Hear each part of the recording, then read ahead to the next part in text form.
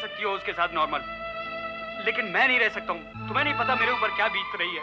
मुझे तो ऐसे लगता है जैसे मेरे पांव तले से जमीन खिसका ली है उसने। प्लीज तारा, तुम एक काम करो, देखो तुम उसको संभालो जब तक वो नॉर्मल नहीं हो जाती है। मैं उससे बाद में बात कर लूंगा। रोहित, तुम समझ नहीं रहे हो। तुम एक बार उससे मिल लो, इससे पहले कि वो कुछ उल्टा सीधा करे। नहीं, कुछ भी नहीं करेगी वो तारा। वो बेकार में अपना टाइम वेस्ट कर रही है। एक दिन वो ठीक हो जाएगी, तुम परेशान मत हो। रोहित, मेरी बात सुनो। हाँ तारा, सही कह रहा हूं मैं। ठीक है। ओके बाय तारा, मैं मिलता हूँ जल्दी। Okay bye Rohit. अब क्या करूं? एक बार फिर बात करने की कोशिश करती हूँ।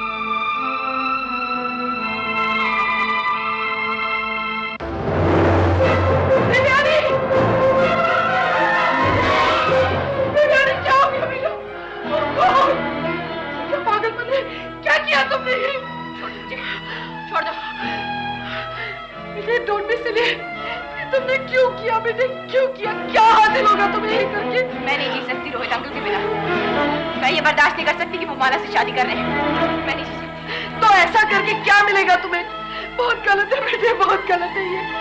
तुम्हें ऐसा नहीं करना चाहिए था। मैंने आपको रोहित अंकल को बात करते सुन लिया था। उन्होंने कहा वो मेरी शक्ल भी नहीं देखना चाहते, है ना? तो ऐसे क्या देख लेंगे? क्या देखेंगे?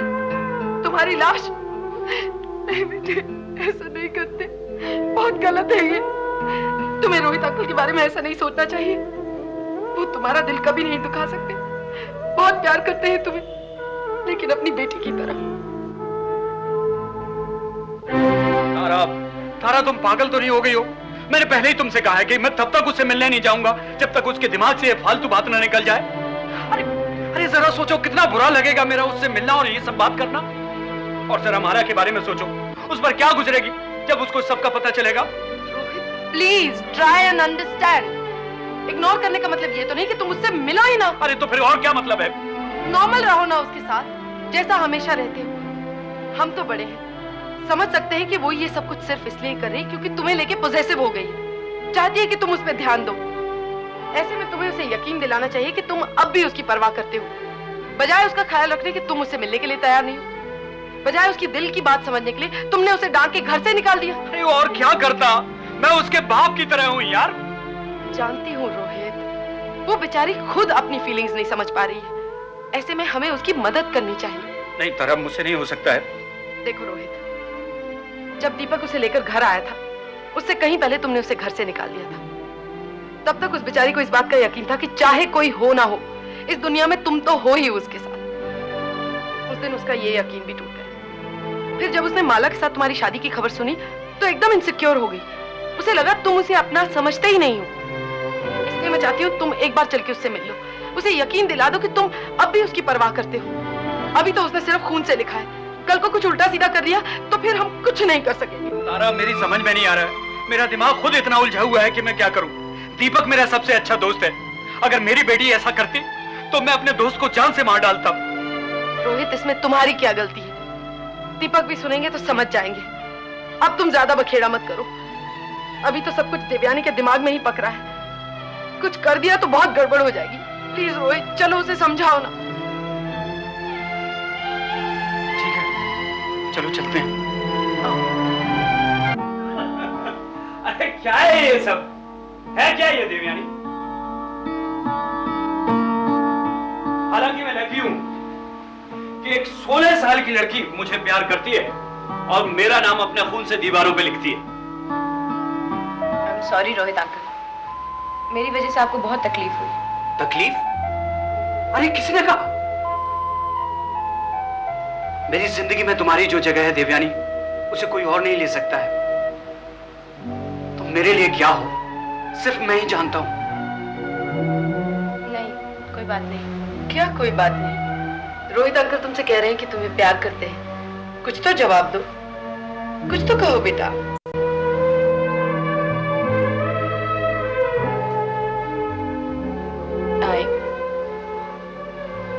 I love you रोहित जी। हाँ, पता है मुझे देवयानी, हम दोनों एक दूसरे के लिए क्या हैं ये हम दोनों ही समझते हैं। जो वक्त हम लोगों ने साथ गुजारा है उसे हम कैसे भुला सकते हैं? जब से तुम बच्ची थी तब से तुमने मुझे और मैंने तुम्हें बहुत प्यार किया है। तुम मेरी ही गोद में बड़ी हुई, हंसी, रोई, पली, उस सबको मैं भला कैसे भुला सकता हूं? देखो देवयानी, माला बहुत देर बाद मेरी जिंदगी में आई है। वो मुझसे प्यार करती है, मैं भी उसे चाहता हूं, लेकिन इन दोनों प्यारों को एक दूसरे से कैसे तोला जा सकता है?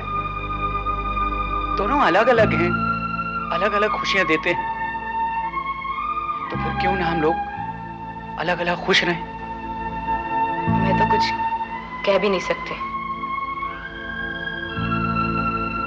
देवयानी, हम दोनों उन नदियों की तरह हैं जो एक जगह से शुरू होती हैं और दूसरी जगह पहुंचती हैं, लेकिन हम अपनी जगह कभी वापस नहीं आते हैं। जगह जगह से गुजरते हैं और नई राह लेते चलते हैं।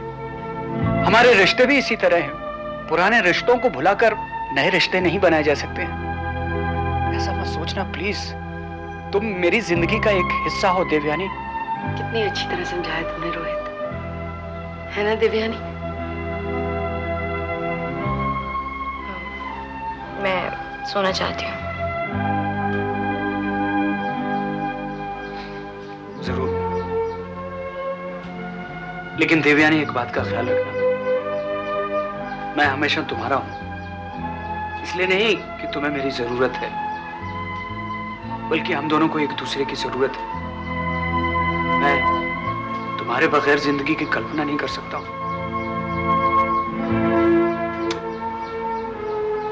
Let's go.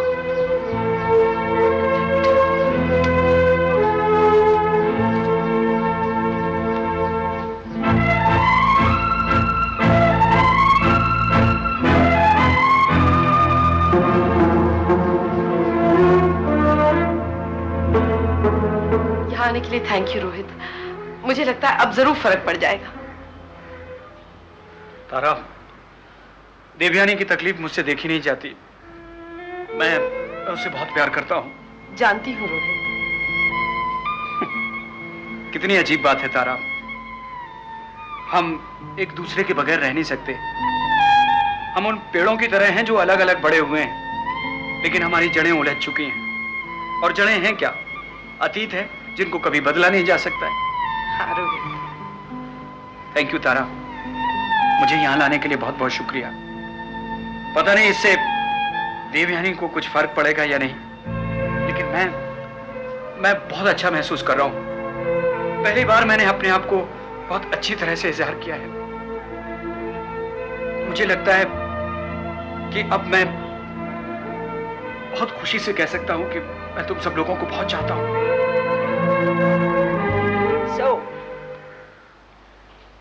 कंचन की दुख भरी दास्तान, द एंड।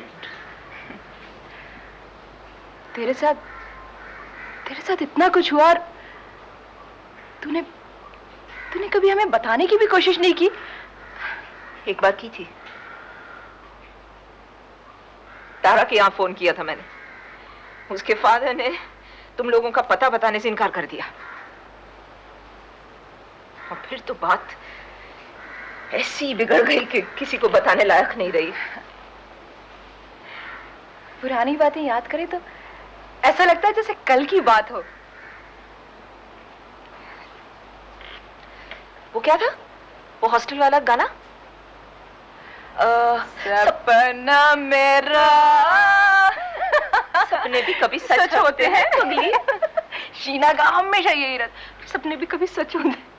एक मिनट आरज़ू, शीना और तारा से ये बात तुम बिल्कुल नहीं कहोगी, मैंने जो तुम्हें कहा है। कंचन, मैं उन्हें समझाऊंगी और वो समझेंगी इस बातों को, तुम्हारी बात को उनके लिए समझना इम्पॉसिबल है। पहली चीज कहेंगी अपना बिजनेस छोड़ दो, सीधी बन जाओ। ये इम्पॉसिबल है मेरे लिए। वो आज भी दुनिया को अच्छा, बुरा, सही, गलत, क्लियर डिस्टिंक्शंस में देखती हैं। मैं तो कंप्लीटली ग्रे एरिया हूं। एक प्ले का हम बहुत रट्टा लगाया करते थे, जूलियस सीजर। ऐसा नहीं लगता तुम कुछ उसी की तरह बातें कर रही हो? Julius Caesar, oh yes. वो क्या स्पीच थी? फ्रेंड्स, रोमन्स एंड कंट्रीमेन वाली speech. The evil that men do lives long after them. The good is oft interred with their bones. Brutus की लाइन थी, है ना? गधी, मार्क एंटनी की। ओह हाँ हाँ। No wonder तुम्हें इंग्लिश में अंडा मिलता था। और तुम लोगों को हिंदी में 3 बड़े बड़े अंडे, 3 अंडे बराबर 1 अंडा, हिसाब बराबर। मान गया। अच्छा, वैसे तुझे एक्ट्रेस बनना चाहिए था। मुझे? क्यों? तुझे हमेशा एक्टिंग का शौक रहा है। अरे वो सब तुम लोगों के सामने। स्टेज पे खड़े होकर के तो मेरे हाथ पैर ठंडे हो जाते थे। मिस सेक्सी की अच्छी नकल करती थी तू। Sexy? Oh my God! Saxena? इतने सालों के बाद याद है। वो क्या करती थी तू? Charge of Floyd, charge of the life brigade याद है? याद है? उसकी तू कैसी नकल करती थी? बताना कैसे करती थी? अरे पागल है क्या? करके बताना। 15 साल पहले की हुई चीज अभी थोड़ी कर सकती। क्या फर्क पड़ता है यार, बोल ना। भूल गई हूँ मैं सब कुछ। यार, चार्ज ऑफ लाइट ब्रिगेड। हाँ, 1 मिनट। हाँ। हाँ। There's not to question why, there's not to make reply, there's but to do and die. Cannons to the right of them, cannons to the left of them, into the valley of death rode the 600. हालांकि मजा रही है आप लोग। बाबा, तुम जानते हो मैं कौन हूँ? हाँ, कंचन मौसी। और आप मुझे जानती हैं? हाँ, तुम हो आरजू के बेटे। और तारा मौसी का भी। अच्छा, He's a really nice boy. सचमुच। माँ तो अपने बेटे की तारीफ करेगी ही ना। ओह, आरजू, इतने सालों से हंसी नहीं हूँ मैं। I hope अब हम दोनों के बीच कुछ ना आए। हम दोनों को दूर करने वाला खुद ही दूर हो चुका है। हाँ, राणा, दूर ही रहे तो अच्छा है। अच्छा, तो कंचन और आरजू एक साथ मिल गई हैं। ये तो बहुत बुरी खबर लाया तू रतन सूद। मगर राणा साहब, सारी खबरें तो अच्छी हो नहीं सकती हैं। और फिर आपको ये भी तो बताना था कि दोनों की खिचड़ी पक रही है आपस में। बेखबर रह के फंसने से तो अच्छा है कि आदमी बुरी खबर सुन के संभल जाए। एक आइडिया है, इससे फायदा उठाया जा सकता है। इस हालात का फायदा उठाया जा सकता है। अपना कान ला इधर, कान ला।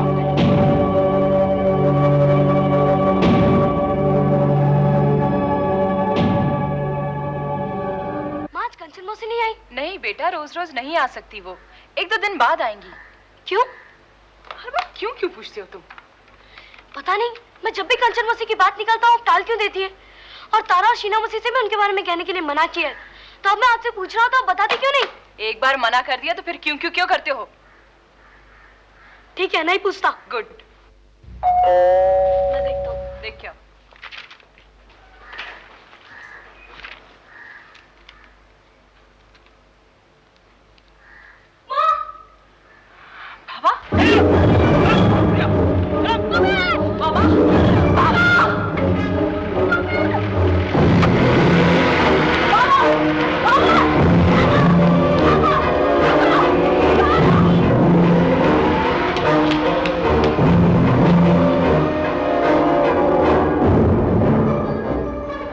फोन करो अपनी दोस्त कंचन सोनी को और उसे कहो कि फोन का इंतजार करे। ओह गॉड।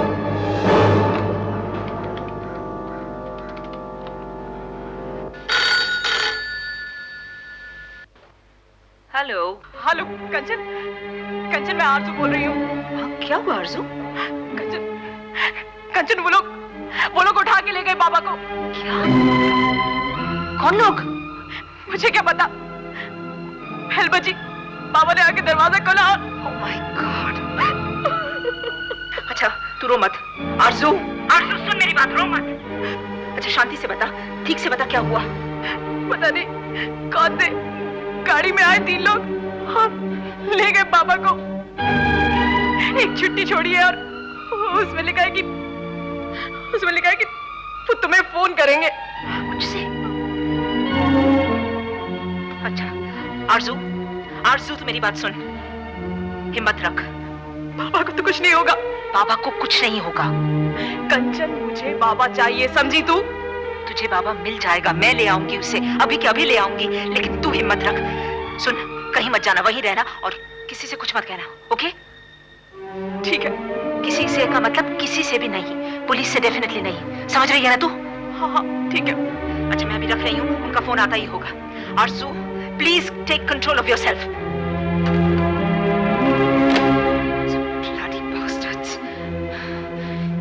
इस नीच हरकत पे उतर आए हैं ये लोग। एक एक को देख लूंगी, सिर्फ एक बार बाबा। हेलो कंचन दी ग्रेट, अगर तुम अपनी सहेली के लाडले को पाना चाहती हो तो आकर ले जाओ। कहाँ? एसीबी क्या जल्दी है? ऐसा है कि जो स्कीम में जो 10th क्रॉस रोड है उसके पीछे आकर ले जाओ, ठीक 12 बजे। पीछे कहाँ? बता रहा हूँ, वहाँ एक मैटरनिटी होम है, वहाँ आकर खड़ी हो जाओ, ठीक 12 बजे। ठीक है। तुम कौन बोल रहे हो? वो भी पता चल जाएगा, लेकिन हाँ आना एकदम अकेली, वरना ठीक नहीं होगा। ठीक 12 बजे। हेलो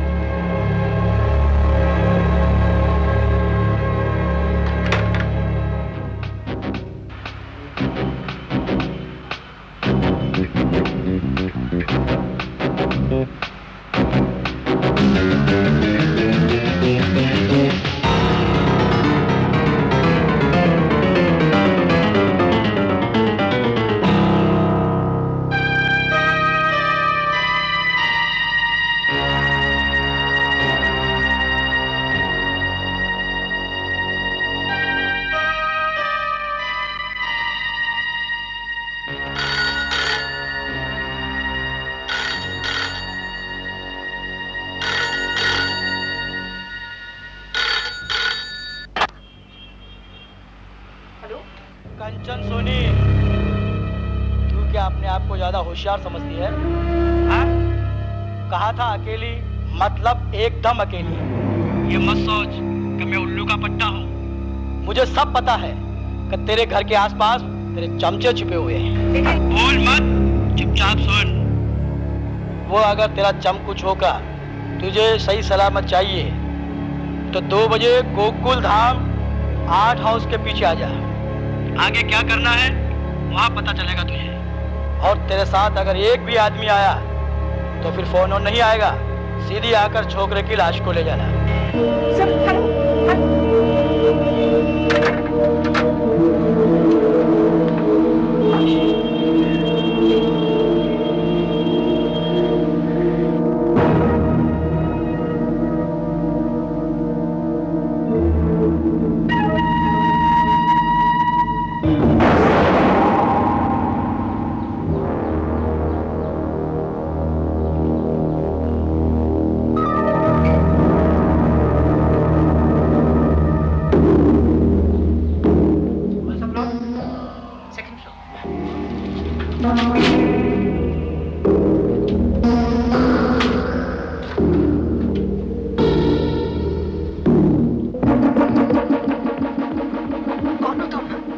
कोई मतलब नहीं, जहां मैं ले जा रहा हूं चुपचाप चलो।